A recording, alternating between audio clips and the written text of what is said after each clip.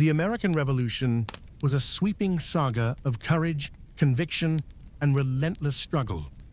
It began with a simple act of defiance, colonists resisting taxation without representation, and grew into a war that changed the world. Tensions had been simmering for years. The British Crown imposed a series of taxes and laws, the Stamp Act, the Townshend Acts, and the infamous Tea Act, on the American colonies without granting them any voice in Parliament. The colonists cried out that they should not be taxed without representation, but their protests were met with stubborn British resolve. On December 16, 1773, the Boston Tea Party electrified the colonies. Patriots disguised as Mohawk Indians boarded British ships and dumped 342 chests of tea into Boston Harbor, protesting the Tea Act and British control.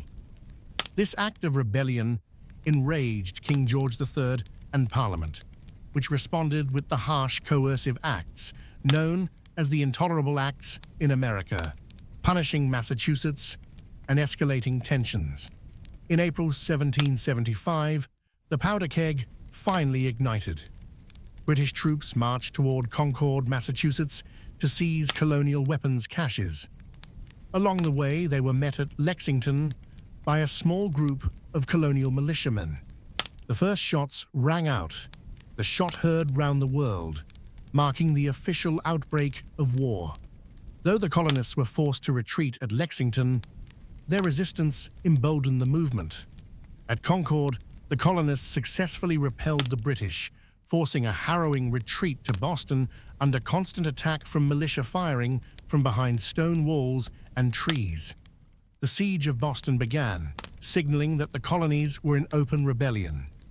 In May 1775, the Second Continental Congress convened in Philadelphia, uniting delegates from across the colonies to coordinate resistance. George Washington was appointed Commander-in-Chief of the Continental Army, charged with forging a ragtag group of farmers and tradesmen into a fighting force. The Battle of Bunker Hill in June 1775, fought on the outskirts of Boston, was a bloody confrontation. Though a British victory, the high cost in lives proved the colonists were formidable foes. The battle gave the revolutionaries a boost in morale and convinced many that independence was achievable. By 1776, the idea of independence had taken hold. On July 4th, the Continental Congress adopted the Declaration of Independence, drafted by Thomas Jefferson. The document boldly proclaimed that all men are created equal and that governments derive their just powers from the consent of the governed. It was a revolutionary statement that announced to the world the colonies' break from Britain. The war shifted to New York, where British forces landed in force in the summer of 1776. The Battle of Long Island was a crushing defeat for Washington's army, forcing a difficult retreat across the East River into Manhattan and eventually across the Delaware River into Pennsylvania. But Washington's leadership shone in the dark winter months. On Christmas night, 1776, he famously crossed the icy Delaware River and launched a surprise attack on the Hessian garrison at Trenton, New Jersey. This victory restored hope and revived the revolutionary cause. Soon after, at Princeton, Washington's forces defeated the British again, raising morale and recruiting numbers. The winter of 1777 to 1778 tested the Continental Army to its limits.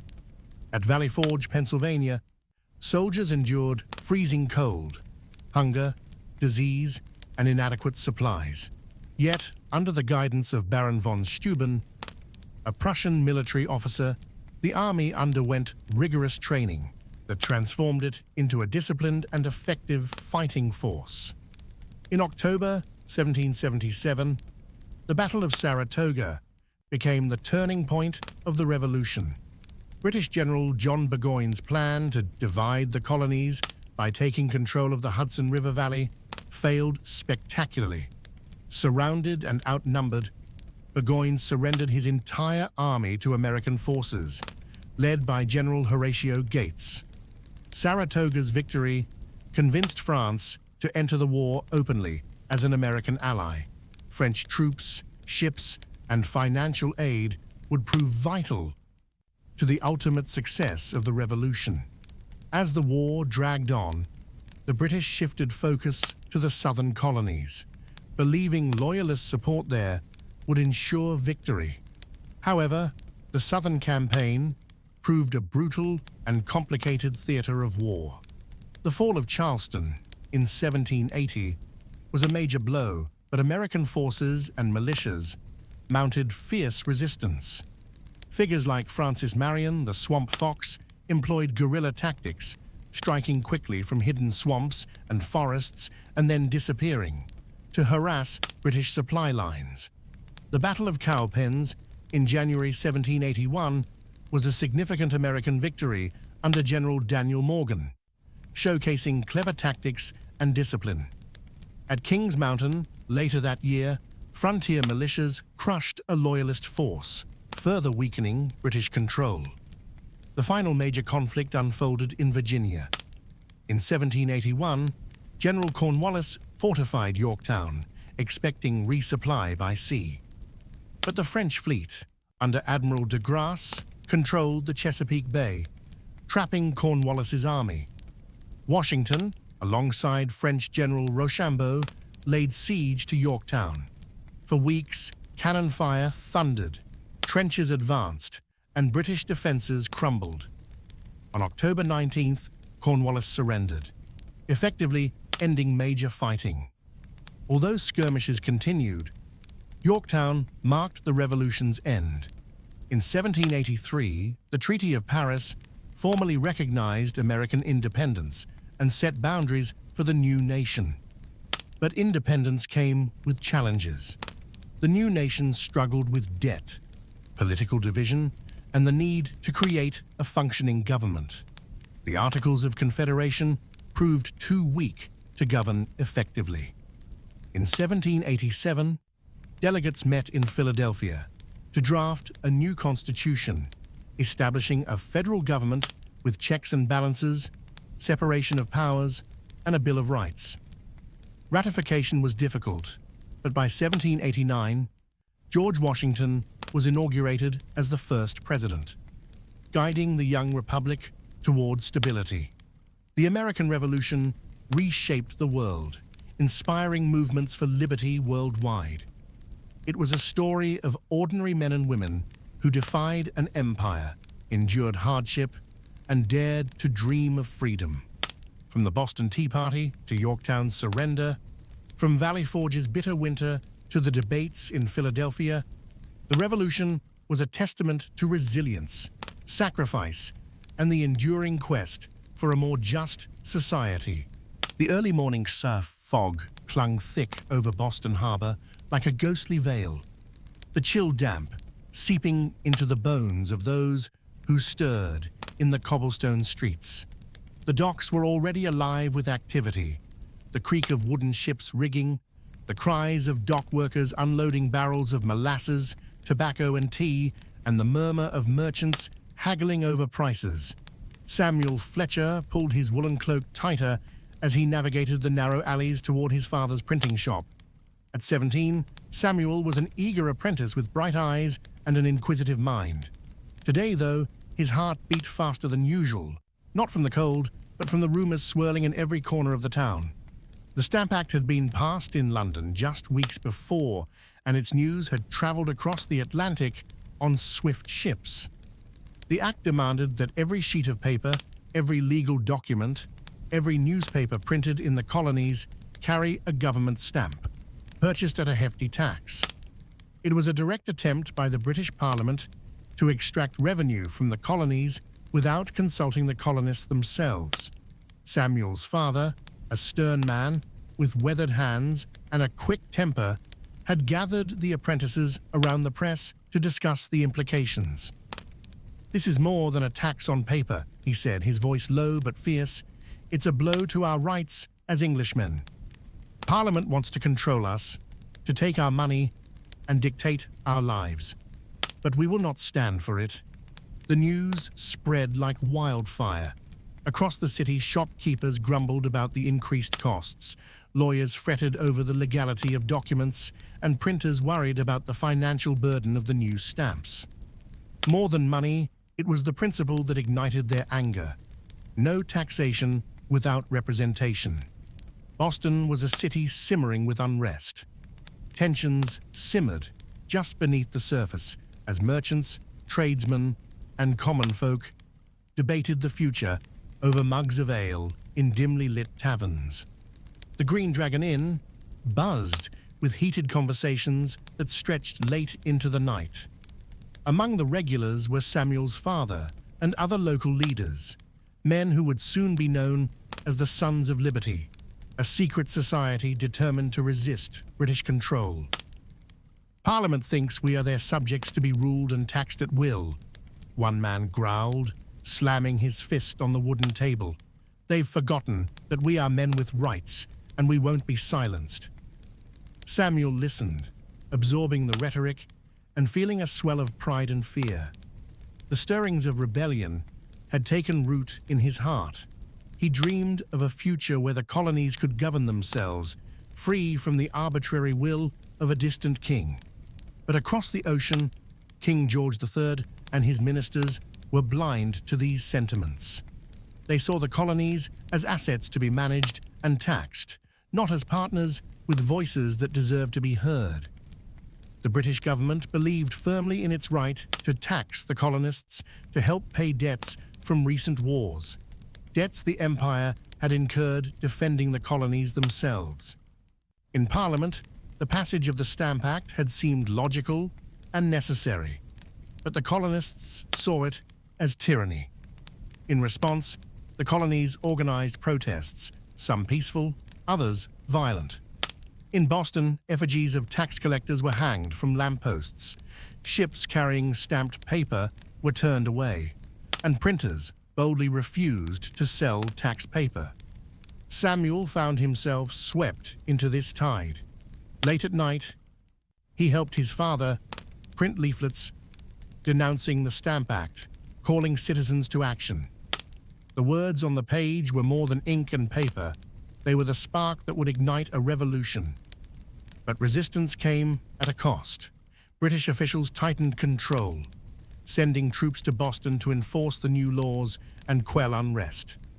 Soldiers marched the streets in bright red coats, their presence a stark reminder of the Crown's power and the growing divide between ruler and ruled. One cold November evening, Samuel witnessed firsthand the tension between the townsfolk and soldiers. A crowd had gathered near the customs house, shouting insults and throwing snowballs at the guards. The soldiers, nervous and frustrated, fired into the crowd. The incident, later known as the Boston Massacre, left 5 colonists dead and hundreds more wounded. It was a tragic moment that further inflamed anti-British sentiment. Samuel's heart ached at the sight of fallen friends and neighbors, their blood staining the very streets he had walked since childhood. The massacre was a cruel awakening. The fight for rights would not be peaceful. Across the colonies, resistance grew more organized. Delegates from various cities convened the Stamp Act Congress to petition the King and Parliament for repeal. Committees of correspondence were formed to share news and coordinate protests. Yet, every step toward compromise seemed met with greater repression. Samuel's world was changing rapidly.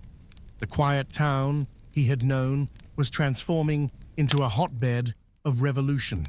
Friends whispered of rebellion. Others feared the coming storm. His own family debated whether the risk was worth the fight. But for Samuel, the choice was clear. The ideals of liberty, justice, and self-determination were worth any sacrifice. The colonies were no longer content to be governed from afar. As the harsh winter set in, the colonies braced themselves. The coming months would bring boycotts, unrest, and escalating conflict. The British government, steadfast in its authority, was determined to assert control. The colonists, united by a growing sense of injustice, prepared to resist. The seeds of rebellion had been sown deep in the hearts and minds of the American people. From the printing presses to the tavern tables, from the busy docks to the quiet farms, a new chapter was unfolding. A chapter that would lead to war, to independence, and to the birth of a nation. Samuel Fletcher, apprentice printer, stood at the dawn of this new era, ready to fight for a future where freedom was not a privilege granted by kings, but a right owned by the people. The early morning light spilled through the narrow windows of the Fletcher family's printing shop, casting long shadows over the worn wooden floor. Outside, the city of Boston was stirring awake, but inside the shop, a storm was gathering. Samuel Fletcher stood over the printing press, his hands stained with ink, his mind restless. The news from London had arrived with an urgency that weighed on every colonist's heart. The Stamp Act, passed only months before, was not just a law, it was a declaration of control, a bold assertion by Parliament that they could tax the colonies without their consent. Samuel's father paced the room, his face tight with worry and determination. This isn't just about paper, Samuel. It's about who governs us. If they can tax us without representation, what's next? Soldiers quartered in our homes? Laws forced upon us without our voice? The room was filled with the murmurs of apprentices and printers as they prepared a new series of pamphlets, broadsheets, and handbills condemning the Stamp Act. The words were sharp, passionate, designed to ignite the spirit of resistance. Outside, the city was alive with unrest. Merchants refused to sell stamped paper. Lawyers delayed proceedings to avoid legal documents that carried the hated tax. Citizens gathered in meeting halls and taverns, debating the future of their rights. In one such tavern, the Green Dragon Inn, Samuel found himself swept into a heated discussion among the city's leaders and craftsmen. The Sons of Liberty, a group formed to oppose British policies, were planning protests and acts of civil disobedience. A man with a fiery beard stood up, his voice booming above the crowd. The Crown must know that we will not be taxed without consent. We must unite, organize, and make our voices heard. The Stamp Act is a tyranny that threatens every one of us. Samuel listened intently, his heart pounding with both fear and hope. The path ahead was uncertain, but the desire for justice was a powerful force. The protests took many forms. Some were peaceful, boycotts of British goods that spread from port cities to rural farms. Others were more direct. Effigies of tax collectors were burned in the streets. Ships carrying stamped paper were intercepted and turned back. In Boston, tensions reached a boiling point. The arrival of British soldiers to enforce the laws brought a sharp increase in confrontations. Citizens saw them as occupiers, their bright red coats symbols of oppression. One night, Samuel walked the dark streets toward home when he heard shouting near the customs house. A crowd had gathered, angry and restless. The soldiers stood firm, muskets raised, as insults and snowballs flew. Suddenly, shots rang out. 5 colonists lay dead or dying on the cold stones. The Boston Massacre, as it would come to be known, shocked the colonies and galvanized public opinion. Samuel felt a mix of horror and outrage. The soldiers' actions confirmed the fears many had held, that the Crown would stop at nothing to crush dissent. In the days that followed, newspapers printed stirring accounts and fiery editorials. Paul Revere, a fellow printer and patriot, crafted an engraving depicting the massacre as a brutal slaughter. The image spread quickly, fueling anger and calls for resistance. Meanwhile, the Stamp Act Congress convened in New York, where representatives from 9 colonies gathered to draft petitions demanding repeal. It was a moment of unity, a step toward collective action. Samuel's role as a printer became ever more vital. The press was a weapon in this struggle, a means to spread ideas, rally support, and document injustice. Each printed page carried the hopes and fears of a people on the brink of revolution. As the year wore on, economic pressure mounted. Merchants who complied with British taxes found their goods boycotted. Smugglers operated with increasing boldness, defying British laws to supply goods without tax paper. The British government, alarmed by the resistance, sent more troops and tightened control, but the colonies grew more resolute. The repeal of the Stamp Act in 1766 was a hard-fought victory, but the underlying conflicts remained unresolved. For Samuel and countless others, the fight had only just begun. The Stamp Act had awakened a spirit that could not be silenced, a belief that the colonies deserved self-governance, freedom from arbitrary rule, and respect for their rights. In taverns, town squares, and printing shops, the groundwork was laid for a revolution that would shake the world. Samuel looked out over the bustling harbor one evening, the ships silhouetted against the sunset. He knew the road ahead would be long and fraught with peril, but he also knew that the dream of liberty was worth every sacrifice. The seeds of rebellion were growing stronger every day. The cold November wind swept through the narrow streets of Boston, rattling shutters and scattering fallen leaves across the worn cobblestones. The harbor waters churned beneath gray skies, carrying the heavy scent of salt and wood smoke. For many, it was just another harsh New England autumn. But for Samuel Fletcher and the people of Boston, it was a time charged with growing defiance and dangerous resolve. Since the repeal of the Stamp Act, the colonies had hoped for a reprieve, yet Parliament's grip tightened instead. In 1767, the Townshend Acts imposed new taxes on imported goods: glass, paper, paint, and most infamously, tea. The taxes were subtle but insidious, a constant reminder that Britain's authority remained unshaken. Boston's merchants bristled at the new taxes. Ships laden with taxed goods sat in the harbor, their cargoes unclaimed. Town meetings grew more frequent and fervent. The Sons of Liberty, emboldened by past victories, organized boycotts and protests. Samuel found himself caught in the whirlwind of resistance once again. The printing shop was a hub of activity. Flyers circulated calling for unity, for non-importation agreements, and for citizens to stand firm against what many now called taxation tyranny. But the British Crown, determined to assert control, sent more troops to Boston. Soldiers patrolled the streets, their presence a constant provocation. Tensions simmered, ready to boil over. The pivotal moment came in 1773, when the British government granted the East India Company a monopoly on tea sales in America. This move undercut colonial merchants and symbolized imperial arrogance. Colonists saw it as a direct attack on their rights and livelihoods.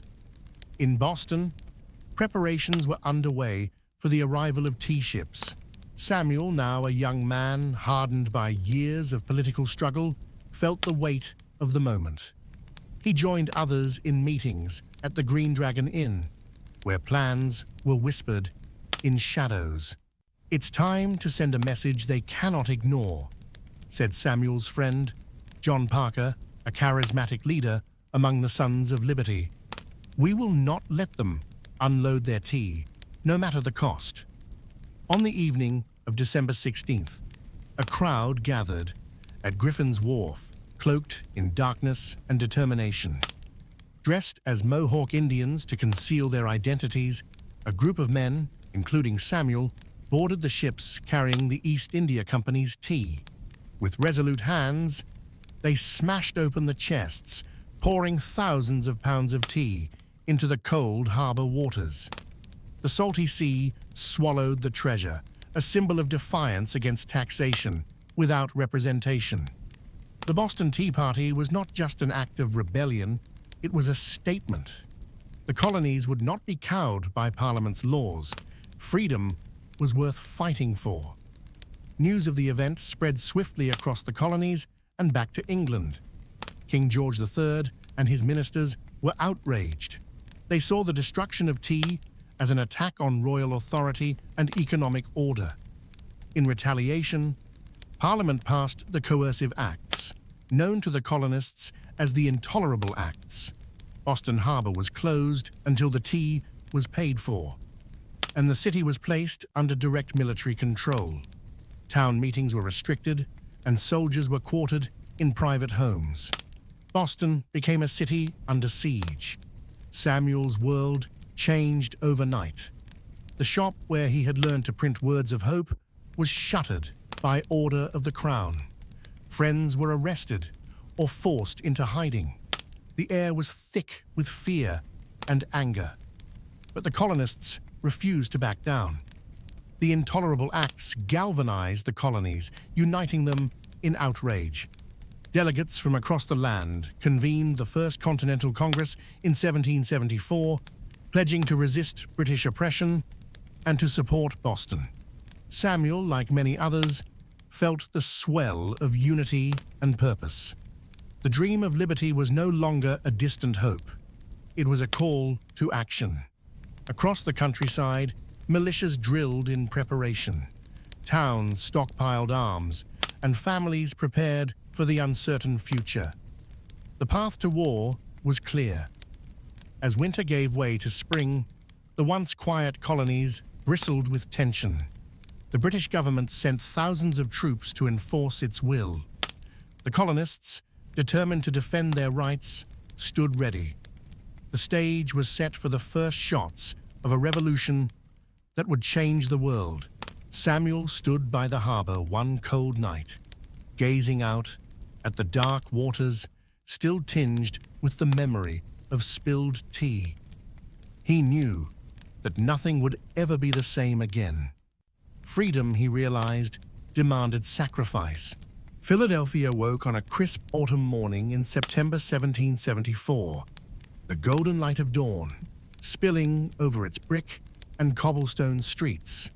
Carriages clattered past bustling markets, merchants arranged their wares, and citizens prepared for a day that carried the weight of history. Word had traveled fast. 12 of the 13 American colonies were sending delegates to a gathering of unprecedented importance. The Intolerable Acts, Parliament's brutal response to Boston's defiance, had ignited a firestorm of outrage and unity. Now, the colonies would meet to chart a course through the storm. Jonathan Reed arrived in Philadelphia with a mixture of determination and anxiety. A Massachusetts merchant known for his steady demeanor and deep-rooted patriotism, Jonathan carried letters from Boston's leaders, urgent pleas for support and coordination. The journey had been long and arduous, over rough roads and through towns simmering with unease. Now, in the Grand Assembly Hall near Independence Square, he was surrounded by men who, like him, felt the weight of an empire's collapse pressing down on fragile hopes. The delegates represented a diverse tapestry: planters from Virginia, merchants from New York, farmers from Pennsylvania. Some were seasoned politicians, others were everyday citizens, thrust into leadership by circumstance. Their views ranged from moderate calls for reconciliation to fierce demands for full independence. But the overriding feeling was one of urgency and solidarity. For days, heated debates filled the chamber. The tension was palpable, voices rising and falling as arguments clashed over the best path forward. How could the colonies resist British tyranny without triggering a war they might not win? Was economic pressure through boycotts enough? Or was armed resistance inevitable? Each delegate grappled with these questions amid a backdrop of uncertainty. In quiet moments, Jonathan would gaze out a window, watching the city's cobblestones glisten with rain, and wonder how the events unfolding within these walls would reshape his world. Meanwhile, across the colonies, ordinary people waited with bated breath.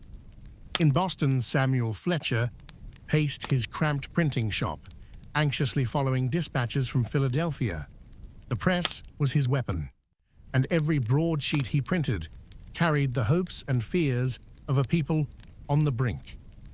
The Congress's first major act was the creation of the Continental Association, a bold agreement to enforce a strict boycott on British goods, including tea, cloth, and other imports. The goal was clear: to strike at Britain's economic interests and force a repeal of the oppressive laws. Samuel joined community meetings where local committees were formed to ensure compliance.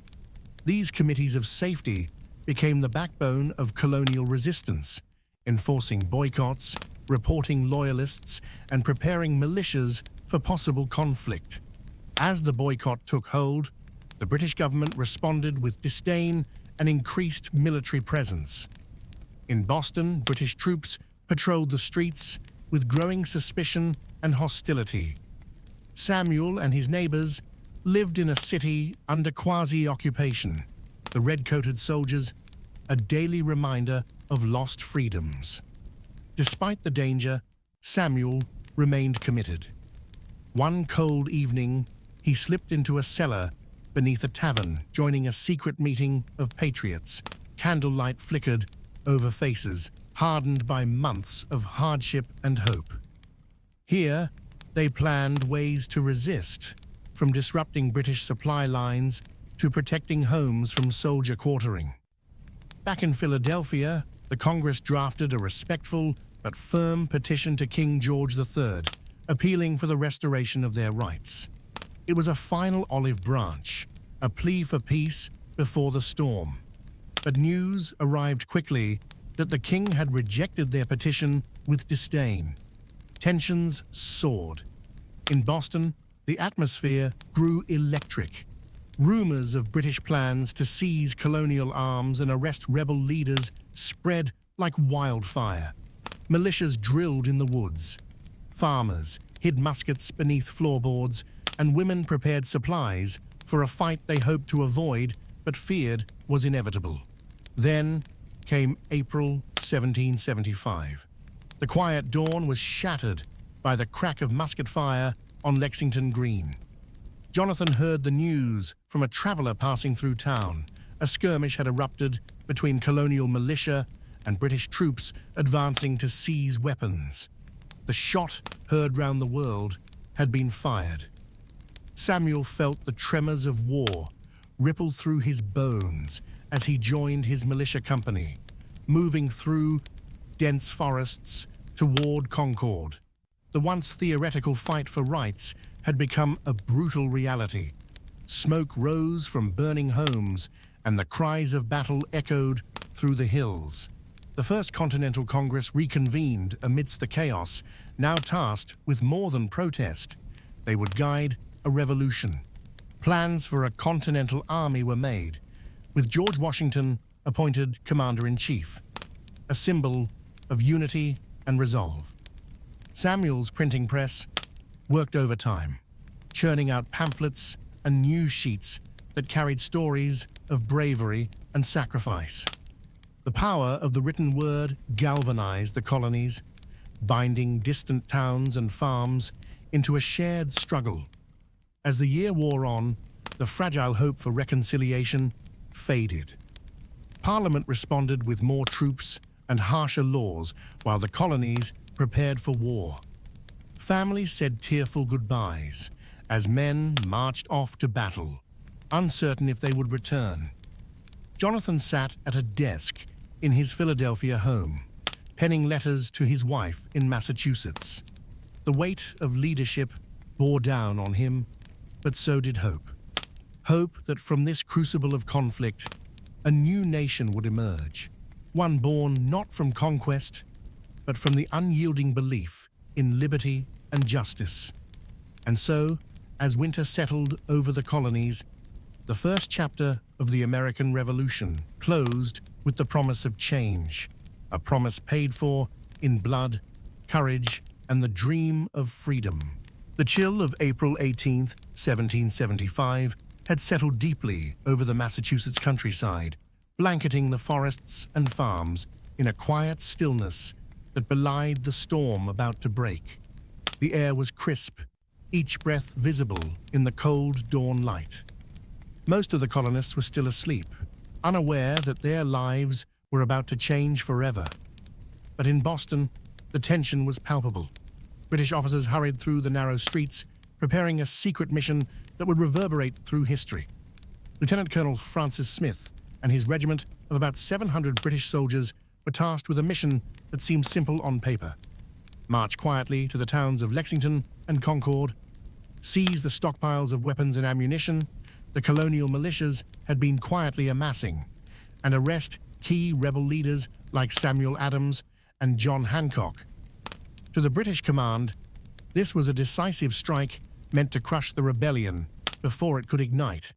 But the colonies were far from powerless. A vast network of intelligence had sprung up across Massachusetts, riders, spies, and sympathizers who monitored British movements with growing urgency. Paul Revere and William Dawes rode through the night, warning townspeople that the regulars were coming. Word spread like wildfire. Samuel Fletcher had barely slept. His mind raced with the knowledge that a confrontation was imminent. As an active member of the local militia, he and dozens of other men had gathered weapons, trained in secret, and prepared to defend their homes. Though they hoped for peace, they knew that the British Army's arrival spelled a reckoning. The village of Lexington was still cloaked in darkness when the first shots were fired. The militia stood quietly on the village green, their muskets held ready, but faces tense with apprehension. Among them was Samuel, young but resolute, acutely aware that this moment would test the very core of their resolve. Across the green, the British troops formed lines, faces set with grim determination. The orders were to disperse the militia without violence if possible, but neither side was willing to back down. The air was thick with fear, confusion, and the weight of history. Then, a single gunshot pierced the silence. No one can say for certain who fired first. Was it a nervous militiaman, a soldier startled by the crowd, or a stray shot? The question remains unanswered. But that one shot shattered the fragile peace. Chaos erupted. Muskets cracked, smoke curled into the sky, and men fell. 8 colonists died that day, their blood soaking into the green earth. The battle was brief, only minutes, but its impact was profound. The war had begun. The British troops pushed onward to Concord, but their mission was no longer a quiet raid. The colonists were ready. As the redcoats ransacked the town, militia companies from neighboring towns poured in, surrounding the British with a growing force. From behind stone walls, trees, and fences, colonial sharpshooters picked off soldiers, turning the British retreat into a deadly and chaotic march. The countryside became a battleground. Every mile back toward Boston was met with ambush and resistance. Samuel fought fiercely, moving with his comrades through the wooded terrain. The adrenaline was overwhelming, but so was the terror. Friends fell beside him. The sharp cracks of musket fire were deafening. Amid the turmoil, Samuel remembered the faces of those who had fallen on Lexington Green. Their sacrifice a painful reminder of the cost of freedom. The British troops, once confident and well-disciplined, were battered and demoralized. Their ranks thinned, their retreat slowed by relentless colonial fire. The battlefields of Lexington and Concord became the crucible in which the American Revolution was forged. Back in Philadelphia, Jonathan Reed sat by the fire in his modest home. The news, carried by courier, igniting a flame of urgency within him. Letters described the battles in vivid detail, the bravery of the militias, The British losses, the resolve of a people awakened. The fragile unity they had forged at the First Continental Congress was now tested in blood. The conflict was no longer a distant possibility. It was a harsh and immediate reality. Jonathan penned letters to fellow delegates, urging coordinated action. The Continental Congress had to assume command of the rebellion. They needed a unified army, supplies, and a plan to win not just battles, but the hearts and minds of a divided populace. In Boston, Samuel returned to a city on edge. Soldiers prowled the streets, their muskets at the ready. The citizens were caught between fear and defiance. Markets bustled with whispered conversations about the war unfolding. Families hurried to prepare for the coming storm. Samuel found little rest. His mind was consumed by the faces of friends lost, the fires burning in distant fields, and the weight of what lay ahead. Yet, in the darkest moments, hope endured. The battles of Lexington and Concord had done more than inflict casualties. They had united a scattered people. Men from Massachusetts to Virginia now understood that the fight for liberty demanded courage and sacrifice. News of the shot heard round the world traveled beyond the colonies, stirring debates in European salons and royal courts. The American Revolution was no longer a local dispute. It was a bold declaration that the ideals of freedom and self-governance would be contested with arms. Samuel, Jonathan, and countless others faced an uncertain future, but their resolve was unshaken.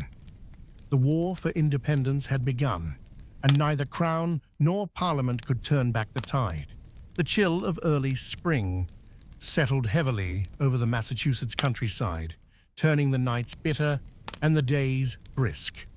Boston, once the bustling hub of colonial commerce and British authority, had become a city under siege.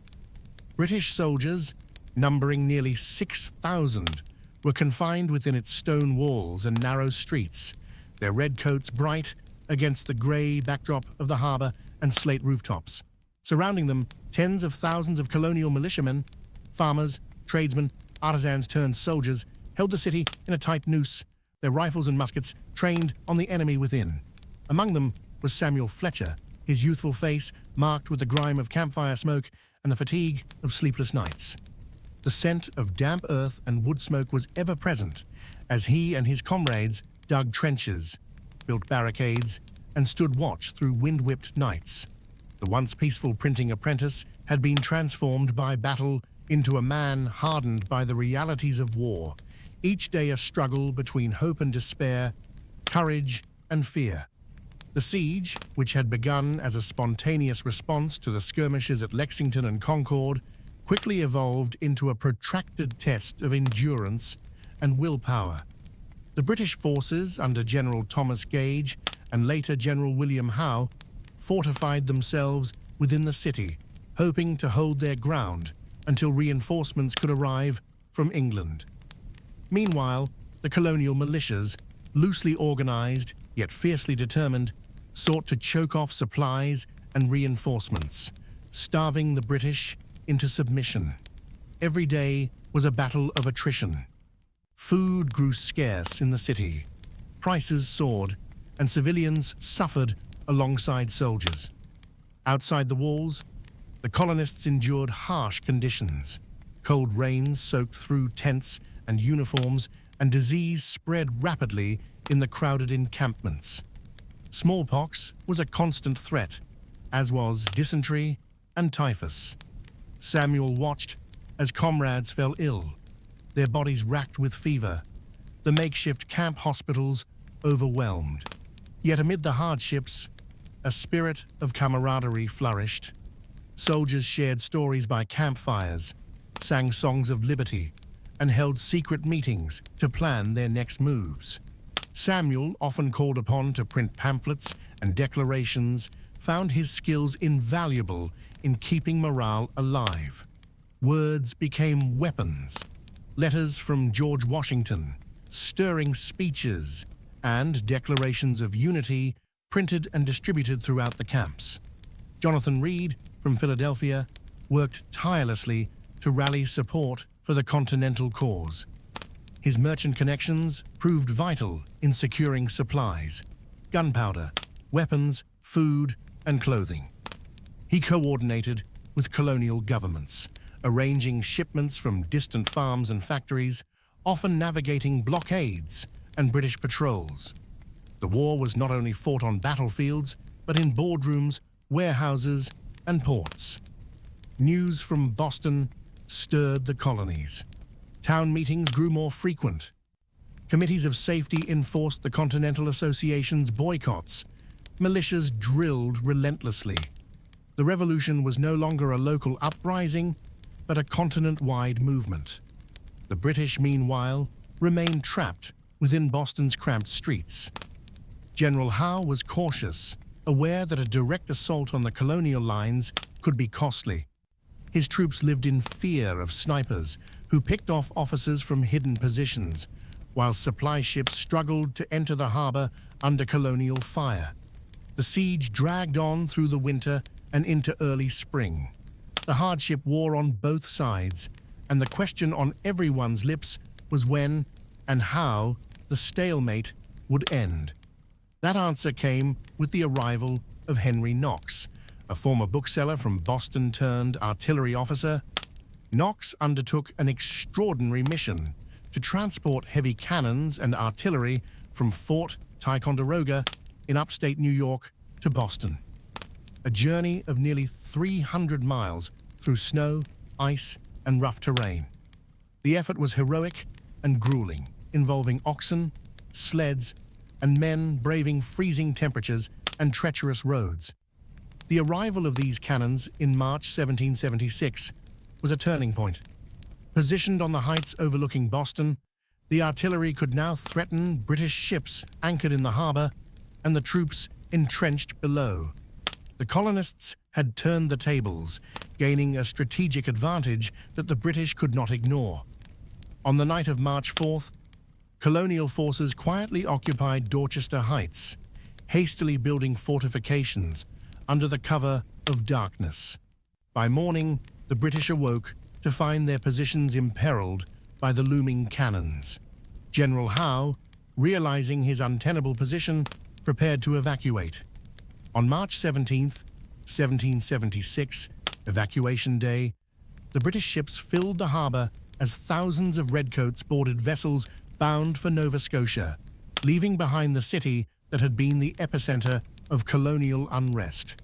The liberation of Boston was met with joyous celebration. Bells rang from church steeples, citizens flooded the streets, and colonial soldiers marched triumphantly through the city. Samuel, standing amidst the cheering crowd, felt a surge of pride, tempered by the knowledge that the war had only just begun. The siege had proven that the colonial militias could challenge the might of the British Army and hold their ground. It had inspired hope and strengthened resolve throughout the colonies, but it also exposed the challenges ahead. The Continental Army was still a patchwork of militias, with varying levels of training and discipline. Supplies were limited, weapons were scarce, winter's toll had weakened many. In the months following the British evacuation, the focus of the war shifted to New York City, where British forces planned to regroup and mount a powerful campaign to crush the rebellion. The Continental Congress appointed George Washington as Commander-in-Chief of the newly formed Continental Army, a man whose leadership and vision would become pivotal in the struggle. Jonathan Reed found himself deeply involved in this new phase of the war. Philadelphia, as the seat of the Continental Congress, became a center for revolutionary administration and coordination. Jonathan's efforts to secure financing, organize logistics, and maintain colonial unity were critical as the scope of the conflict expanded. Meanwhile, Samuel prepared to leave the familiar woods and fields of Massachusetts for the uncertain battlefields of New York. The war had become a vast and complex endeavor, a test of endurance, leadership, and the unyielding desire for freedom. As spring blossomed into summer, the colonies braced for a war that would demand everything they had, and more. The early morning sea fog clung stubbornly to the hills overlooking Boston Harbor on June 17, 1775, casting a ghostly veil over the rocky outcrops and dense forests. Beneath this mist, the colonial militia prepared for a battle that would become etched in history, not only for its fierce combat, but for what it symbolized about the resolve of a people rising against an empire.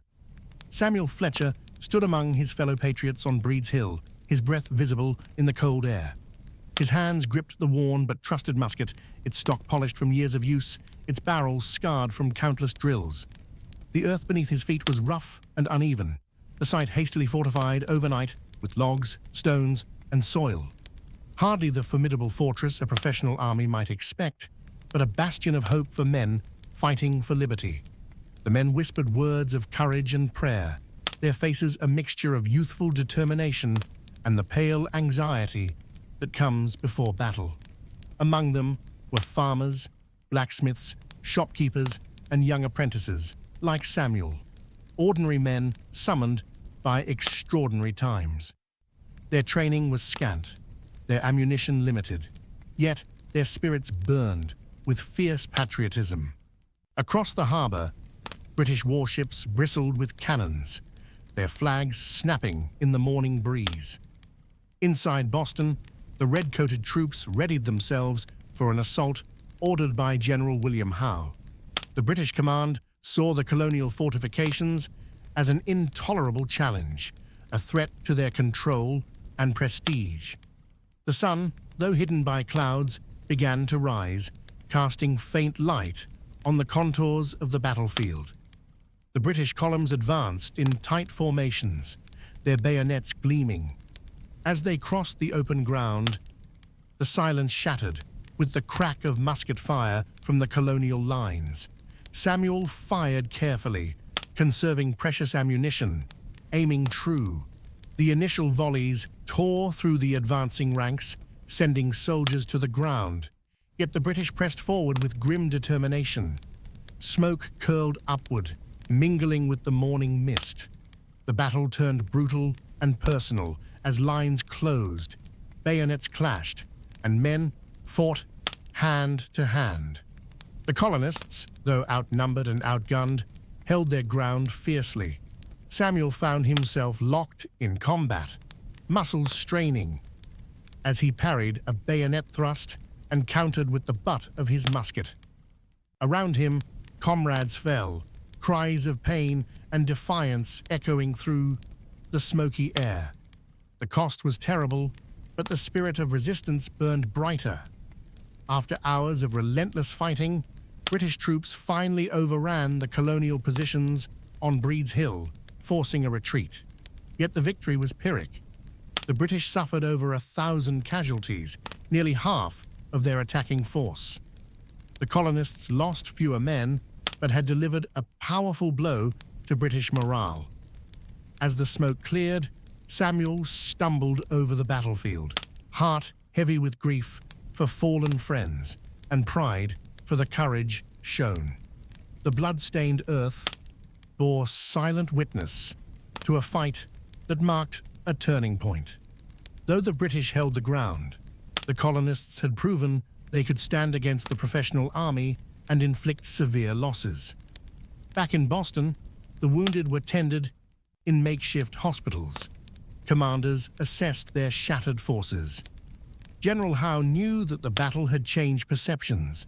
The rebellion was no mere skirmish.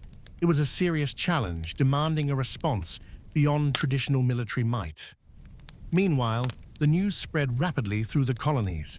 Jonathan Reed, seated in the bustling chambers of the Continental Congress in Philadelphia, read dispatches describing the ferocity and sacrifice of the colonial fighters. The reports sparked fierce debate among delegates, some urging reconciliation, others pressing for total independence. Congress realized that the conflict would be long and costly.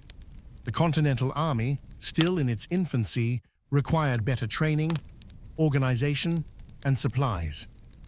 Washington's leadership became even more critical as he worked to forge a disciplined force from militias. In Boston and beyond, Bunker Hill became a symbol of defiance and possibility. Poets, preachers, and pamphleteers hailed the courage of the colonial fighters, rallying support and inspiring new recruits. Samuel, recovering from wounds sustained in battle, took pride in having played a part in this historic moment. Yet, the aftermath also hardened attitudes. British authorities saw the colonies as a dangerous insurgency needing decisive action. The King, Parliament, and military leaders prepared for escalation. The colonies, recognizing the stakes, steeled themselves for a war that would demand sacrifices beyond anything they had imagined. Samuel and Jonathan, from their distant vantage points, understood that the American Revolution had crossed a threshold. The fight for independence was no longer a series of isolated protests, but a determined struggle to create a nation founded on liberty and justice. As summer unfolded, both sides braced for the challenges ahead. The coming months would test their endurance, courage, and resolve as the fledgling nation moved closer to its destiny. The summer of 1776 descended upon the 13 colonies with a weighty sense of inevitability. From the bustling streets of Philadelphia to the quiet farms of Massachusetts, the air was thick with the gravity of change. The struggle that had begun with uneasy protests and armed skirmishes was now poised to culminate in a bold, irrevocable act, a declaration that these colonies would no longer submit to the crown but would become a new nation forged by the will of its people. Jonathan Reed awoke early in his modest lodgings near Independence Hall. The familiar creak of wooden floorboards and distant murmur of horse-drawn carriages, the soundtrack of a city on the edge of history. He was a man whose life had been shaped by commerce and loyalty to his community, but the tides of revolution had pulled him into a new role, that of a leader, organizer, and witness to the birth of a country. The Continental Congress had convened in Philadelphia's State House, its walls thick with the debates, fears, and hopes of delegates representing the diverse colonies. Days turned into weeks as they argued over the future of their people. Some clung to dreams of reconciliation, but most understood the futility of further compromise. The British Crown had shown little mercy. The colonies had endured taxation without representation, military occupation, and laws imposed without consent. The time for words was ending. The time for action was beginning. Thomas Jefferson, the young Virginian lawyer and philosopher, labored over drafts of what would become the Declaration of Independence. His quill danced across parchment, crafting sentences that reached beyond the grievances against King George III to assert profound truths about human rights and the legitimacy of self-governance. His writing was influenced by Enlightenment thinkers, Locke, Montesquieu, and fueled by the fierce desire for justice felt by millions. Jonathan often found himself reading and rereading these drafts, feeling the power of Jefferson's words penetrate deeply. "We hold these truths to be self-evident," he read aloud one evening to a small gathering of colleagues, "that all men are created equal, that they are endowed by their Creator with certain unalienable rights." The words carried a weight beyond their ink. They spoke of a radical new vision, that governments derive their just powers from the consent of the governed. And when that consent is withdrawn, it is not only a right, but a duty to establish a new government. Meanwhile, thousands of miles away in Massachusetts, Samuel Fletcher listened to the news with a mix of elation and apprehension. He had fought on the battlefields, felt the sting of musket fire, and witnessed comrades fall. The Declaration was a beacon, a justification for their sacrifices. but it also signaled an escalation that would demand even greater courage and endurance. Communities gathered in churches, taverns, and town squares to hear readings of the Declaration. The document was printed and spread by hand, its ideas sparking passionate debates. Families were divided, patriots emboldened, loyalists alarmed, and fearful of retribution. The lines of allegiance were drawn sharper with each passing day. In Philadelphia, the moment of decision arrived on July 2nd, 1776, when the Continental Congress voted in favor of independence. The hall erupted in subdued but profound applause. 2 days later, the final version of the Declaration was formally adopted and signed. The act was both symbolic and practical, an announcement to the world that the colonies claimed their right to self-determination. Jonathan stood among the crowd outside Independence Hall as the news spread through the city. The streets buzzed with excitement, but beneath the jubilation lay the somber realization that the road ahead would be long and arduous. The Declaration did more than sever ties with Britain. It inspired a new identity. It challenged the old hierarchies and planted the seeds for a society built on principles of equality and liberty. But these ideals would not be won without struggle. The war intensified. British forces, regrouping after their evacuation of Boston, launched campaigns to crush the rebellion. The Continental Army, under General George Washington's steady hand, faced harsh winters, shortages of supplies, and fierce battles. Samuel marched from engagement to engagement, his resolve hardened by the vision of a free America. Jonathan coordinated the flow of arms, food, and funds from Philadelphia, navigating political rivalries and logistical nightmares. The revolution was fought not only on battlefields, but also in courthouses, assemblies, and print shops. Throughout the colonies, ordinary people endured incredible hardships. Families lost fathers, sons, and brothers. Farms lay fallow. Cities faced bombardment. Yet the promise of the Declaration, the promise that all men are created equal, gave many the strength to persevere. Voices for freedom echoed in sermons, songs, and pamphlets. The revolution became a movement of ideas as much as arms. It was a rebirth of a nation, conceived not in blood alone, but in the conviction that liberty was the birthright of all. As summer faded into fall, the reality settled in. Independence was not a guarantee, but a goal to be won. The Declaration of Independence had shattered the old order and lit a path forward, but the journey was only beginning. Jonathan, Samuel, and countless others understood that their sacrifices were the foundation of a new nation, a nation born in the fires of revolution, sustained by ideals, and destined to shape the course of history.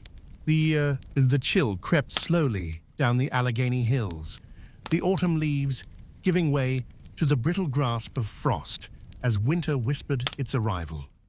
The year was 1777, and for the Continental Army, the months ahead promised to be a crucible unlike any they had yet endured. Samuel Fletcher trudged wearily into Valley Forge, the biting wind cutting through the threadbare clothing that barely shielded him from the cold.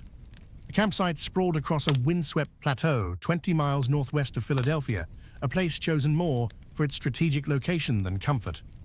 Around him, thousands of men, farmers, laborers, tradesmen turned soldiers, were gathering beneath makeshift tents, lean-tos, and crude huts hastily constructed from logs and earth. The scene was grim. The frozen ground cracked beneath heavy boots. Snow dusted the bare branches of skeletal trees, and the air was thick with the scent of damp wool, smoke from scattered campfires, and the faint, lingering odor of sickness. The camp was a sprawling mosaic of suffering and resolve. Samuel's face was drawn, his skin pallid from hunger and exposure. He had marched countless miles since the revolution had ignited the year before, through bitter cold, drenching rains, and searing summer heat. His fingers were stiff, his back aching from the weight of his pack and musket. Many of his comrades had already succumbed to disease or frostbite. Some lay in hastily dug graves on the hill's slopes, their names whispered with reverence around campfires. Yet amid the hardship, there was a fierce determination that burned brighter than the cold. The cause for which they fought, liberty, independence, the birth of a nation, was worth every sacrifice. The struggle was both physical and psychological. Food was scarce. Rations often consisted of meager servings of moldy bread and thin soup. The army suffered from shortages of boots, blankets, and winter clothing. Men shared their last morsels, huddled close to fend off the penetrating cold. The nights were the hardest. The howling wind pierced tents. Frost clung to hair and lashes. Shivers racked the weary bodies. Samuel, lying on the hard ground beneath a threadbare blanket, thought of his family back in Massachusetts, his mother's worn hands, his sister's laughter, the homestead fields where he had once dreamed freely under the open sky. Would they survive? Would freedom come? The questions haunted him, but surrender was never an option. General George Washington moved among his troops with the measured pace of a man burdened by the weight of responsibility, but unwavering in resolve. He shared their hardships, ate the same thin meals, and offered words of encouragement despite the grim realities. His presence was a beacon, a steadying hand in chaos. Yet Washington was painfully aware that the Army's survival required more than courage. It demanded discipline, training, and organization. The militias that had gathered so far were brave but undisciplined, often inexperienced in the brutal art of warfare. Without transformation, the fight for independence could falter. Enter Baron Friedrich Wilhelm von Steuben, a stern but compassionate Prussian officer. Von Steuben arrived at Valley Forge in February 1778 with experience from European battlefields and a determination to mold the Continental Army into a fighting force. His initial lack of English was overcome by the universal language of drills and commands. Under his guidance, the camp changed. Where chaos once reigned, order began to emerge. Musket drills were rigorous. Soldiers learned to load and fire with speed and precision. Bayonet charges were practiced on frozen fields. Formation marching became second nature. Discipline replaced disorder. Samuel was among the first to recognize the difference. The endless hours of drilling were exhausting, but the knowledge that they were becoming capable of standing toe-to-toe with the British filled him with pride. For the first time, he felt like part of an army rather than a scattered band of rebels. Yet discipline alone could not erase the harsh realities of Valley Forge. Disease ravaged the camp. Smallpox outbreaks swept through the ranks, claiming many lives. Medical care was rudimentary at best. Soldiers lay in tents with fevers and coughing fits, their comrades forced to bury the dead in frozen ground. The sight of frostbitten fingers and toes reminded all of the brutal price of freedom. In the camp's makeshift hospital, Samuel volunteered alongside medics, assisting where he could. The cries of the sick and dying echoed through the cold air, a constant reminder of the fragility of life in this unforgiving environment. Meanwhile, across the colonies, Jonathan Reed labored to keep the flow of supplies moving. Philadelphia was a hive of political activity, with the Continental Congress grappling with internal divisions, financial crises, and threats from loyalists and British sympathizers. Jonathan's merchant connections became lifelines, coordinating shipments of gunpowder, food, blankets, and clothing. Each crate delivered was a victory. Letters between Jonathan and Washington carried not just logistical details, but encouragement and resolve. "The men will endure, for they believe," Jonathan wrote, "but they must be clothed and fed, or their resolve will falter." The harsh winter dragged on. Months of cold, hunger, and sickness left many broken. Some deserted, unable to bear the hardships. Others questioned the cause. Yet the majority remained, bound by brotherhood and belief. At night, around flickering campfires, stories of sacrifice and hope were shared.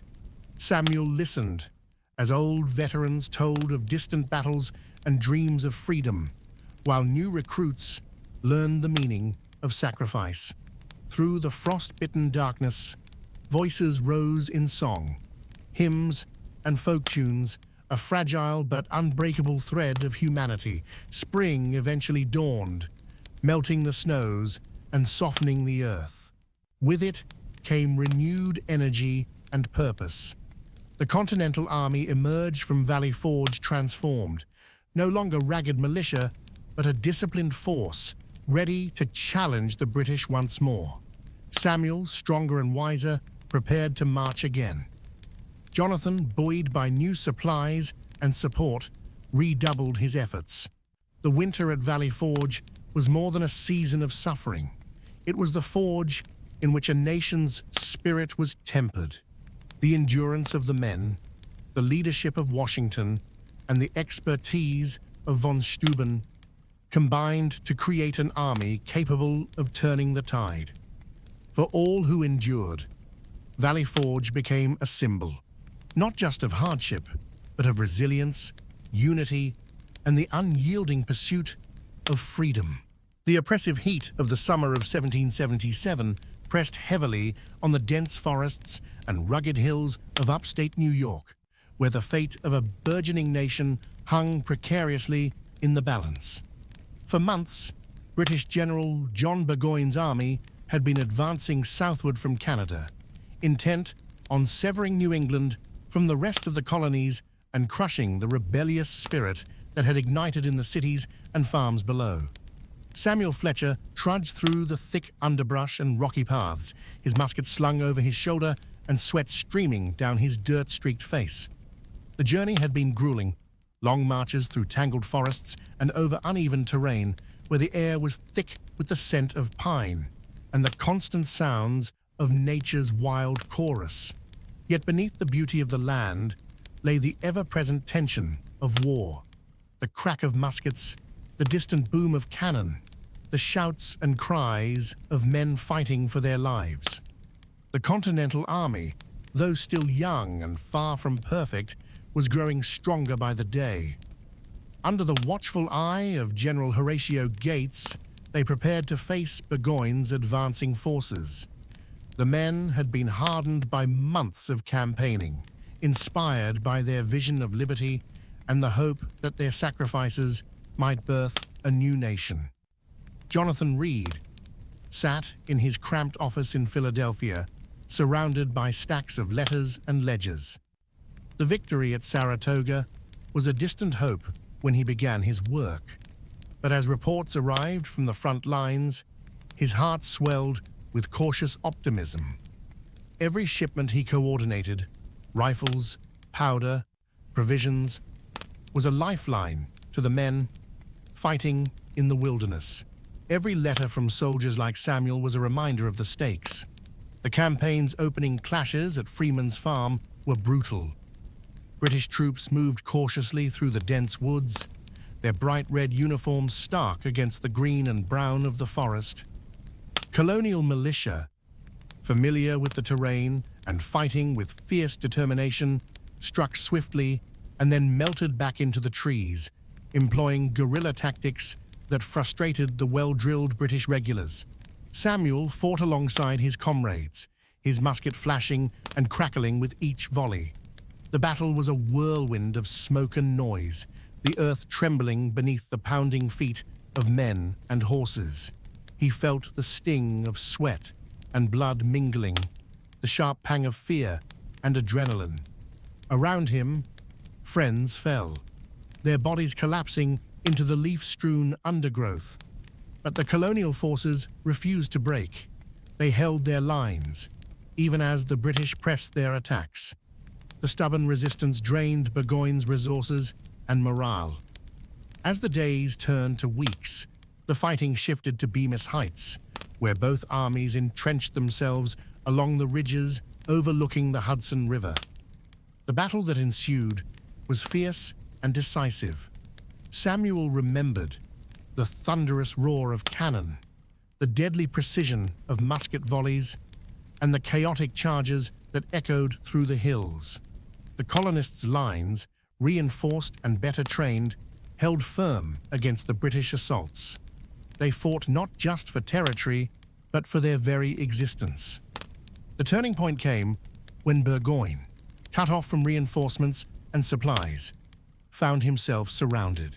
His army, beleaguered and battered, faced the harsh reality of surrender. On October 17th, 1777, the British troops laid down their arms. Over 5,000 soldiers became prisoners of war, marking one of the greatest American victories of the Revolution. The news of Saratoga's success spread like wildfire. In Philadelphia, Jonathan's office was abuzz with excitement. Letters were drafted to European allies, emphasizing the colony's ability to hold their own against the formidable British army. The victory was a diplomatic triumph as well. France, long watching the conflict with wary interest, officially entered the war as an American ally. The French alliance brought much-needed naval power, experienced soldiers, and supplies, an infusion that transformed the revolutionary cause from a desperate insurgency into a legitimate struggle for independence. Samuel felt a surge of pride and renewed determination. The months of hardship and sacrifice had not been in vain, yet he knew the war was far from over. The British were regrouping. New battles awaited. The colonies had won a crucial victory, but they faced a long road ahead. The impact of Saratoga went beyond military and diplomatic significance. It galvanized the revolutionary spirit throughout the colonies. Town meetings overflowed with passionate debates. Young men enlisted in droves, inspired by the news of triumph. The dream of independence was no longer an abstract ideal, but a tangible reality within reach. Samuel, Jonathan, and countless others carried the lessons of Saratoga forward. Lessons of resilience, unity, and the power of steadfast conviction.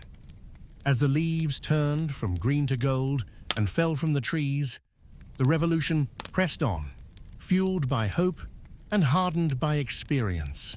As the calendar turned toward the final months of 1777, the American colonies faced a winter that would test the very limits of their endurance and resolve. The bitter winds swept down from the Allegheny Mountains, carrying with them the chill of uncertainty and hardship. Yet, in the face of such adversity, the Continental Army found within itself the seeds of transformation, a spirit forged not only in battle, but in suffering, hope, and unyielding commitment. Samuel Fletcher's journey to Valley Forge had been long and grueling. The rough terrain of Pennsylvania bore the scars of war, but it was the faces of the men, their stoic endurance, that marked the true hardship. As Samuel approached the encampment, he saw thousands of soldiers huddled beneath crude tents and makeshift huts, their eyes reflecting the harsh realities of a winter that had yet to fully settle. The camp was a landscape of contrasts. On one hand, there was the palpable despair wrought by hunger, cold, and disease. On the other, a tenacious hope embodied in the camaraderie of men, bound by a cause greater than themselves. The ground was frozen hard beneath their feet, and snow dusted the barren branches. But the fires of determination burned bright. For Samuel, the struggle was deeply personal. Each morning, he woke to the bitter cold, biting at his flesh, the ache of fatigue settling deep in his bones. His worn uniform offered little protection, And the rations, thin and irregular, were often a source of worry. Still, every hardship was a reminder of the price of liberty. General George Washington moved through the camp like a steady beacon, his presence lending strength to weary souls. He shared the meager meals, listened to the complaints, and inspired discipline through his unwavering example. Washington's leadership was not just about strategy on the battlefield, it was about holding together a fracturing army and keeping alive the flame of revolution. But it was the arrival of Baron Friedrich von Steuben that marked a turning point in Valley Forge. A stern yet compassionate Prussian officer, von Steuben began to impose order on chaos. His thick accent and rigorous drills challenged the men to rethink what it meant to be a soldier. Under his tutelage, raw recruits learned how to load muskets efficiently, form battle lines, and execute coordinated maneuvers. The training was relentless. From dawn until dusk, the soldiers marched, drilled, and practiced. Mistakes were corrected with patience and firmness. Slowly but surely, the ragtag militias were becoming an army. Samuel found himself gaining confidence in his abilities, proud of the precision and unity growing among his comrades. Yet even as discipline improved, Valley Forge remained a harsh environment. Disease ran rampant. Smallpox, typhoid, and dysentery claimed many lives. Medical care was rudimentary, with makeshift hospitals struggling to cope. Samuel volunteered alongside camp surgeons, offering what help he could. The cries of the sick haunting his nights. The emotional toll was heavy. Men wrote letters to families they feared they might never see again. Some deserted, unable to bear the suffering. Others questioned whether the dream of independence justified such sacrifices. Jonathan Reed's role from afar was vital. Operating from Philadelphia, Jonathan coordinated shipments of food, blankets, weapons, and medicine. He navigated political intrigues and financial hurdles, determined that no man at Valley Forge should be forgotten. His letters to Washington were filled with promises of aid and hope, helping sustain morale on both sides of the conflict. Around campfires, soldiers shared stories of distant homes, dreams for the future, and songs of faith and courage. The bonds forged in the cold and hardship transcended class, background, and experience. They were brothers united by blood and belief. The months passed slowly. The first thaw brought new challenges: mud, sickness, and uncertainty. Yet the transformation was undeniable. The Continental Army was no longer a collection of militias, but a disciplined force, ready to challenge British might. For Samuel, Jonathan, and thousands like them, Valley Forge became more than a winter camp. It became a crucible of endurance and rebirth.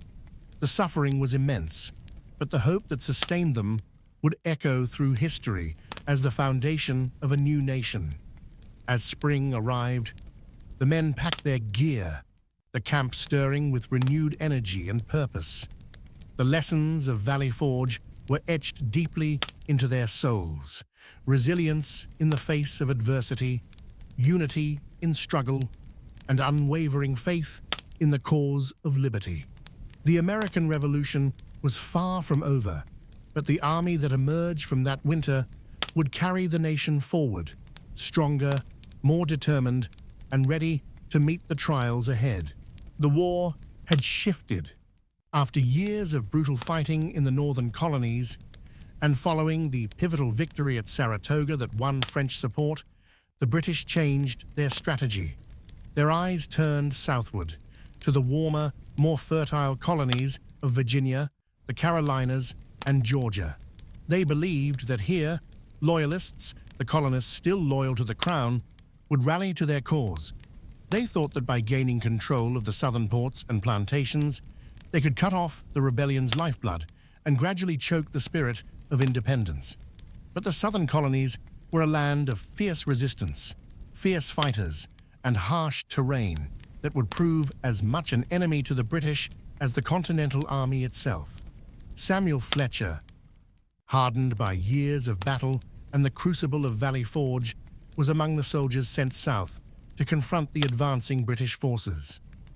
His journey took him from the rocky hills of New England through the rolling fields of Pennsylvania and Maryland, and finally into the deep South's dense forests, swamps, and plantations. The humid air was thick with insects and the heavy scent of magnolia and pine, a stark contrast to the biting winters of the North. As Samuel arrived in Charleston, South Carolina, he found a city caught between hope and despair. The British had recently seized the city in May 1780, delivering a heavy blow to the Patriot cause. The once bustling port was now a military garrison, the streets patrolled by redcoats and loyalist militias. For the local patriots, life was perilous.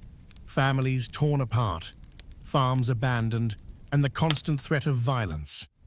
Samuel's unit was tasked with harassing British supply lines and gathering intelligence. The war in the South was unlike the set-piece battles of the North.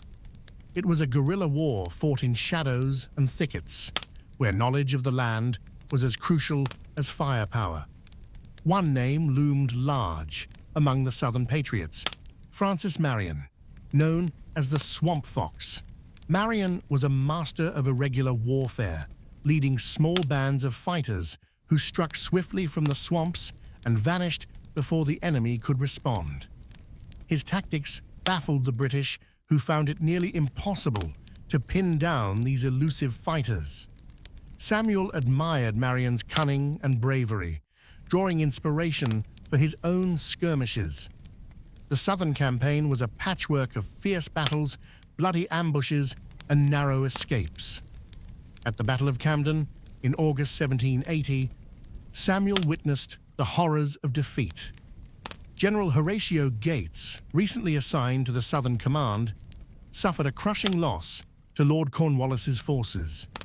The American lines broke under the weight of disciplined British regulars, and the retreat was chaotic. Men died trying to cover the withdrawal.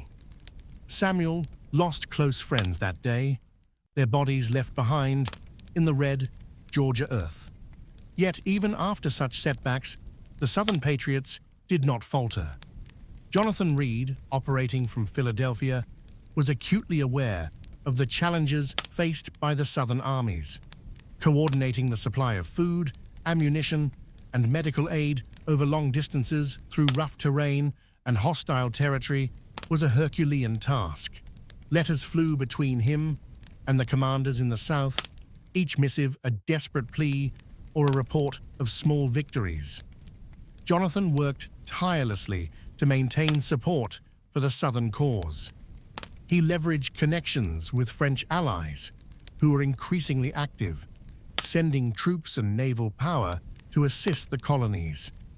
His role was largely unseen, but vital, the lifeline that kept the Southern campaign alive. As the winter of 1780 settled, a new commander rose to lead the Southern Patriots, General Nathaniel Greene.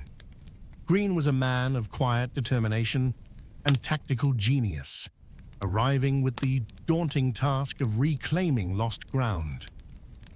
Recognizing that direct confrontation with the better-equipped British forces was suicidal, Greene adopted a strategy of strategic withdrawal and hit-and-run tactics.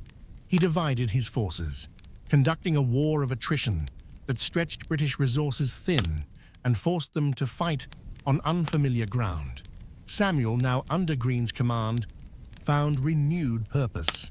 His unit participated in a series of small but critical victories: skirmishes at Waxhaws, battles at Guilford Courthouse, where Greene's forces, though technically defeated, inflicted heavy casualties on the British. At Kings Mountain, in October 1780, a remarkable victory by a militia force of frontier fighters overwhelmed a loyalist army. The battle, fort on a rugged ridge in the North Carolina-South Carolina border, was a turning point. Samuel recalled hearing the stories from survivors, how ordinary farmers armed with rifles and axes had risen against the Crown's forces and won a decisive victory. This victory rekindled patriot morale and disrupted British plans to pacify the region. The guerrilla war wore on.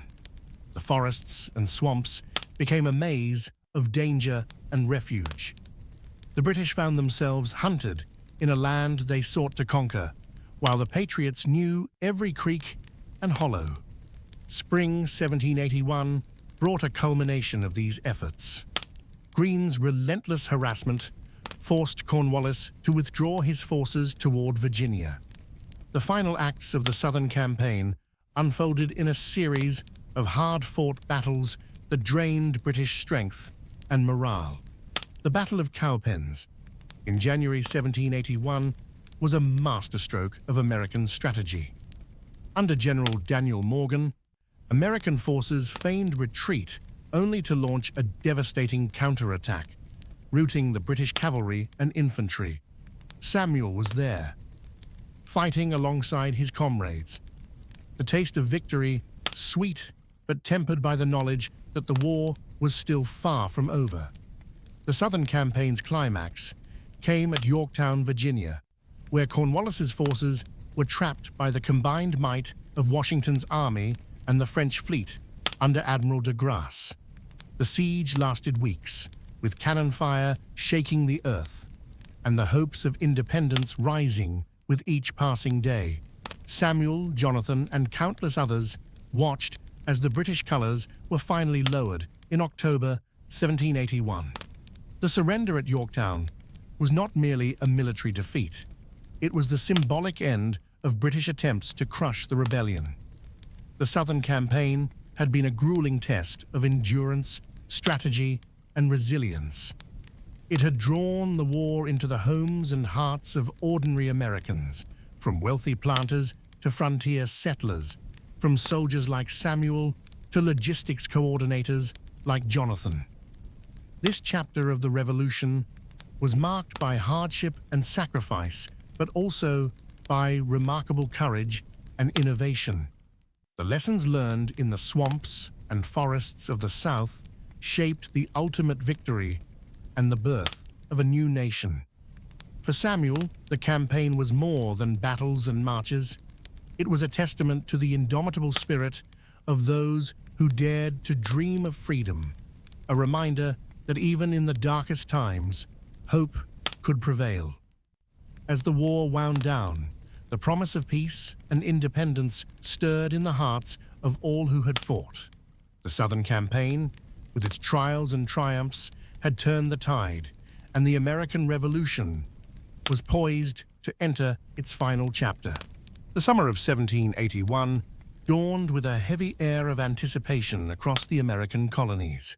For 6 long years, the colonies had been locked in a bitter and brutal war, a struggle not just for territory, but for the very idea of liberty, justice, and self-determination.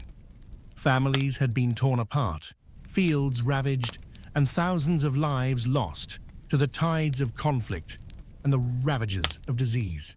Samuel Fletcher, a soldier weathered by years of marching, fighting, and enduring hardship, stood among the ranks of the Continental Army in Virginia. The young man who had first picked up a musket at the outset of the rebellion was now a battle-hardened veteran. His uniform was worn and patched, his hands calloused and scarred. But in his eyes burned the same fierce desire for freedom that had ignited his spirit years ago. Before him stretched the Chesapeake Bay and the small town of Yorktown, where the British forces, under the command of General Lord Cornwallis, had made their stand. Cornwallis was a seasoned commander, confident in the strength of his fortifications and the support of the British Navy.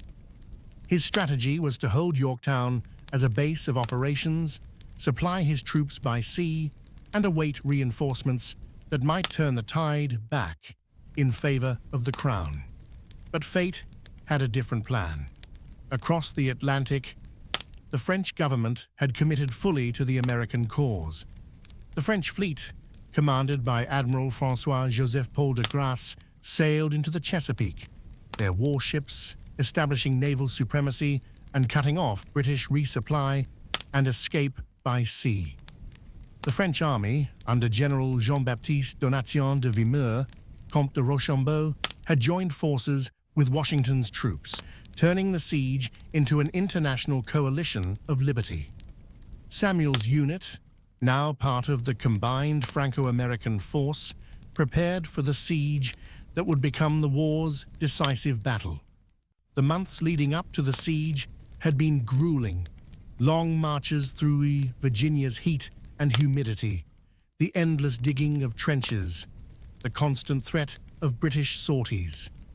The soldiers faced not only the enemy's cannonballs and musket fire, but also exhaustion, hunger, and disease.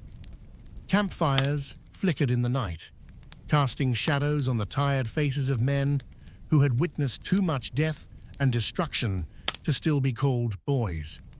Around them, the earth was churned into muddy trenches and embankments, a testament to months of relentless labor. Jonathan Reed, far from the fighting but vital to the cause, sat in a dimly lit office in Philadelphia. His desk was piled high with correspondence, letters from military leaders, pleas for supplies, intelligence reports, and diplomatic cables. The French alliance had been a game changer, but sustaining the army and navy required constant effort. Jonathan's role as a logistics coordinator was unsung but essential, coordinating shipments of powder, muskets, food, and medicine over vast distances through treacherous terrain and political uncertainty. In his letters, Jonathan described the fragile hope that permeated the colonies. "The spirit of our people endures," he wrote to Washington, "though the road is long and perilous. With French aid and the valor of our soldiers, the hour of freedom draws near." As the siege began, the landscape around Yorktown was transformed into a sprawling battlefield. The Allied forces dug parallel trenches, inching closer to the British fortifications. Artillery batteries thundered, sending shells crashing into earthworks and buildings. The air was thick with smoke, the ground trembling beneath the ceaseless bombardment. Samuel's days were consumed with the toils of siege warfare, hauling ammunition, maintaining muskets, standing guard through long watches, and bracing for the inevitable British counterattacks. The sounds of battle were a constant presence, the sharp crack of rifles, the deep boom of cannons, the staccato rattle of musket volleys. The nights were no sanctuary. The soldiers huddled together for warmth, their breath visible in the cool evening air, their thoughts drifting to loved ones left behind. Letters from home arrived sporadically, bringing joy and sorrow in equal measure. Samuel often found solace in conversations with fellow soldiers. They spoke of the future, what freedom might mean, how their sacrifices might be remembered. They told stories of past battles, of friends lost and victories won. The camaraderie was a lifeline in the chaos of war. Meanwhile, Cornwallis's situation grew desperate. His forces were cut off, low on supplies, and suffering from illness. The hoped-for relief from the sea never came. Morale among British troops waned as the Allied siege tightened its grip. Inside the British camp, tensions simmered. Cornwallis, known for his strategic mind, debated fiercely with his officers on whether to attempt a breakout, negotiate surrender, or hold out against the odds. The uncertainty weighed heavily on all. On October 14th, the Allied forces launched a major assault on the British redoubts. Samuel was among the men ordered to storm the fortified positions, charging through gunfire and explosions. The fighting was fierce and brutal, with heavy casualties on both sides. Yet the courage and discipline of the Continental and French soldiers prevailed. The capture of the redoubts sealed Cornwallis's fate. With no escape and dwindling options, the British commander sent word requesting terms of surrender. On October 19, 1781, a solemn ceremony took place on the fields outside Yorktown. Cornwallis, citing illness, did not attend. Instead, his second-in-command formally surrendered the British Army to General Washington. The flags of the Crown were lowered, and the tri-colored banner of the revolutionaries rose. The victory at Yorktown was not just a military triumph, it was a profound symbol of the revolution's success. It marked the end of major combat operations and heralded the beginning of American independence. News of the surrender spread quickly across the colonies. Bells rang in towns and cities, crowds gathered to celebrate, and prayers of thanksgiving filled churches. The sacrifices of years, the bloodshed, the hardship, the resilience, had not been in vain. For Samuel, the moment was bittersweet. He mourned the friends who had fallen, the families forever changed. Yet amid the tears and cheers, he felt an overwhelming sense of hope. The nation they had dreamed of was now within reach. Jonathan, too, allowed himself a moment of quiet triumph. His tireless work behind the scenes had helped sustain the forces that made victory possible, but he knew the journey was far from over. The war might have ended, but the task of building a nation, forging unity among disparate states, and securing liberty for all would test the new country in ways no battlefield ever could. As Samuel and his comrades marched away from Yorktown, their steps were heavy but determined. The revolution had entered its final chapter, but the story of America was just beginning. The dawn of a new nation was breaking, one born of courage, sacrifice, and the unyielding pursuit of freedom. The thunder of cannon fire and the clash of muskets had faded into the annals of history, but for Samuel Fletcher and Jonathan Reed, the echoes of war still lingered deep within their souls. The Revolutionary War had finally drawn to a close with the triumphant victory at Yorktown.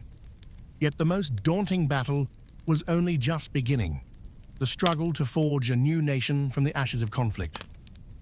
Samuel's return home was bittersweet. The journey back to his family farm was marked by quiet reflection, the roads he once traveled now bearing the scars of war, abandoned homesteads, burned-out barns, and fields left fallow. The familiar landscapes seemed changed, transformed by the years of violence and upheaval. His heart ached for the comrades who never made it back, and for the uncertainty that now awaited the survivors. The war had won independence from Britain, but independence alone was not a guarantee of peace or prosperity. The 13 former colonies were now sovereign states, each jealously guarding its own authority, laws, and interests.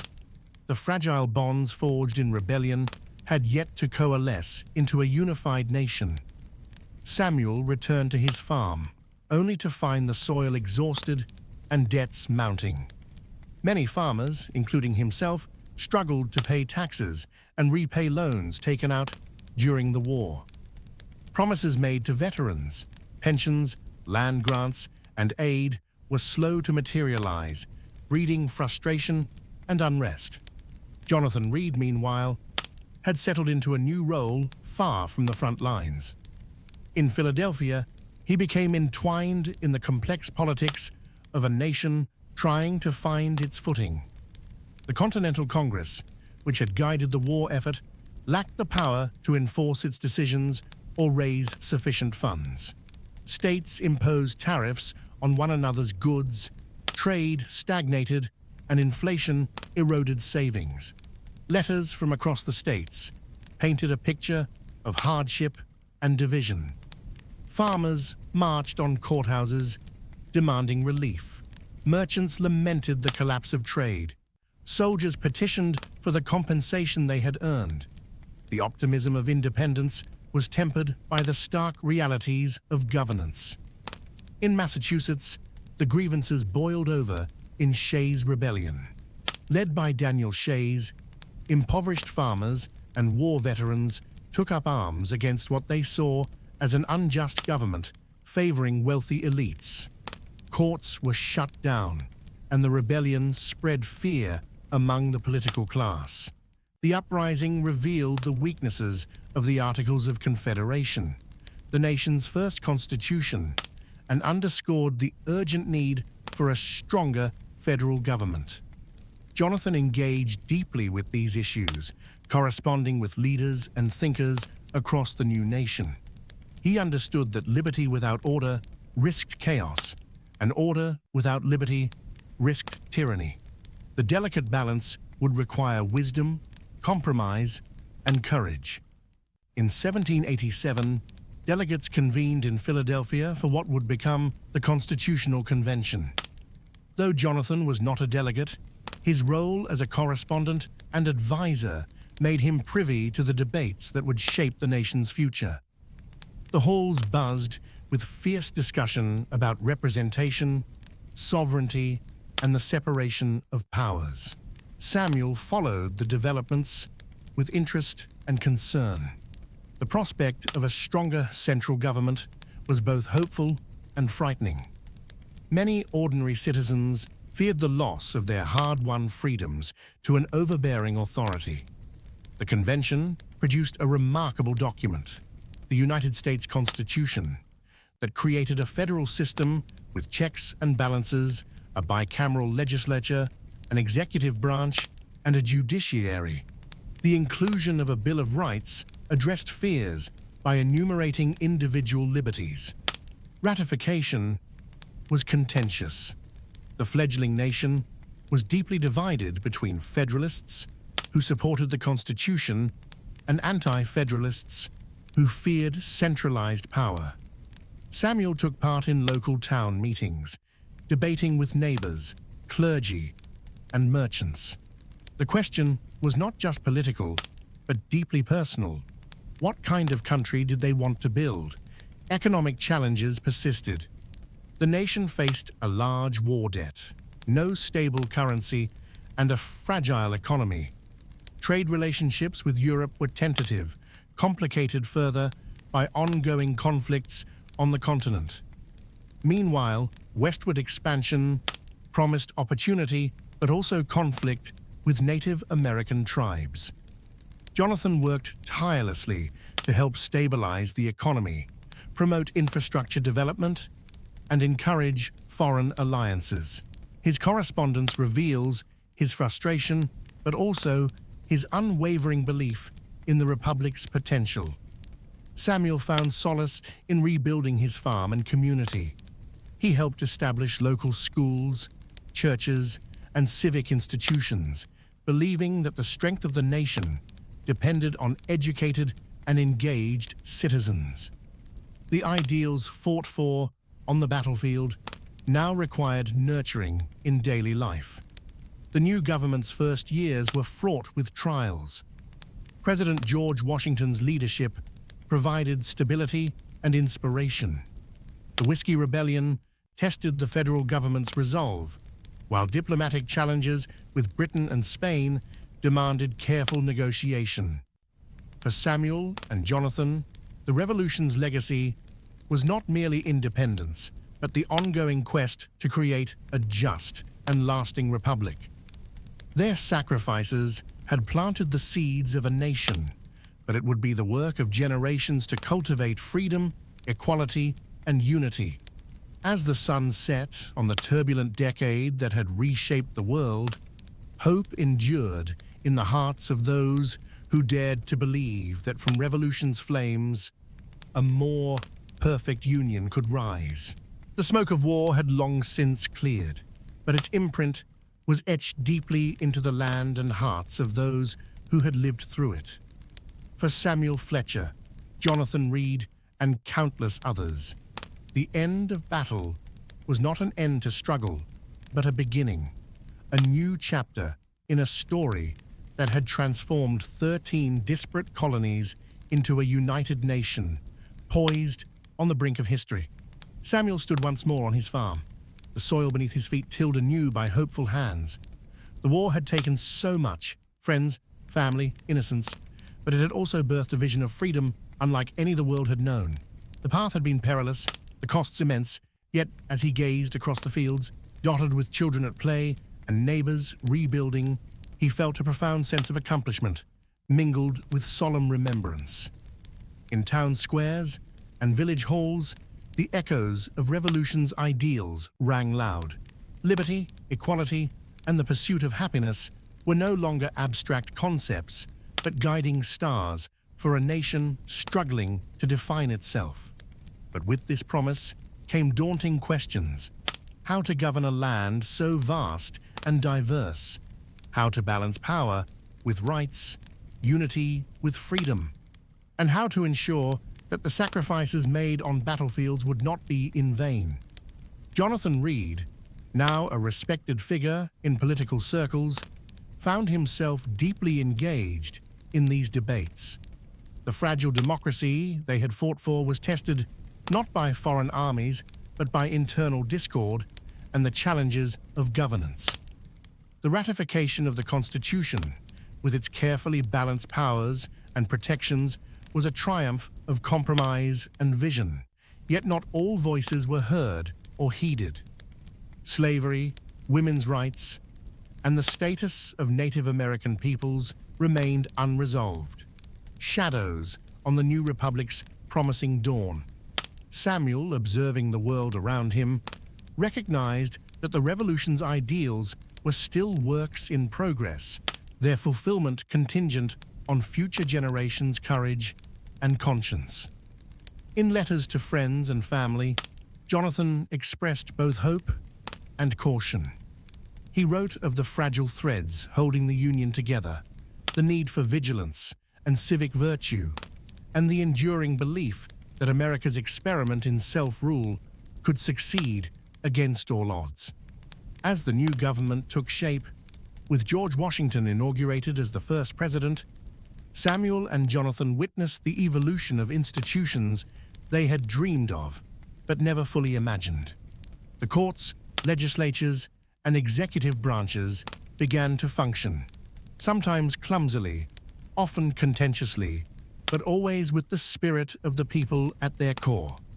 Communities blossomed anew. Schools opened their doors. Churches rekindled faith and fellowship, and markets thrived with the promise of opportunity. Yet the memories of war were never far. Monuments were erected, veterans remembered, and stories passed down to children, the living legacy of sacrifice and perseverance. Samuel often found himself recounting tales of battles and brotherhood, of hardship and heroism. In his eyes, the revolution was not just a political upheaval, but a human saga of ordinary men and women who dared to envision a better future and fought to bring it into being. The American Revolution had shaken the world, inspiring movements for freedom and democracy far beyond its shores. Yet it was also a deeply personal journey for those who lived it, filled with grief and hope, loss and renewal, endings and beginnings. As Samuel looked to the horizon, he saw not just the land he tilled, but the promise of a nation still in the making. The work of building a republic of justice, equality, and liberty would continue, carried forward by new generations who would learn from the past and strive toward a more perfect union. In quiet moments, he reflected on the journey from the first shot at Lexington to the final surrender at Yorktown, from the struggles at Valley Forge to the debates in Philadelphia. It was a journey marked by courage and conviction, by sacrifice and solidarity. Though the road ahead was uncertain, the flame of revolution burned bright, a beacon of freedom, resilience, and hope for all who called this land home. And so, with hearts steady and spirits unbroken, the people of the new nation stepped forward into a future shaped by their dreams, their struggles, and their enduring belief in the promise of America.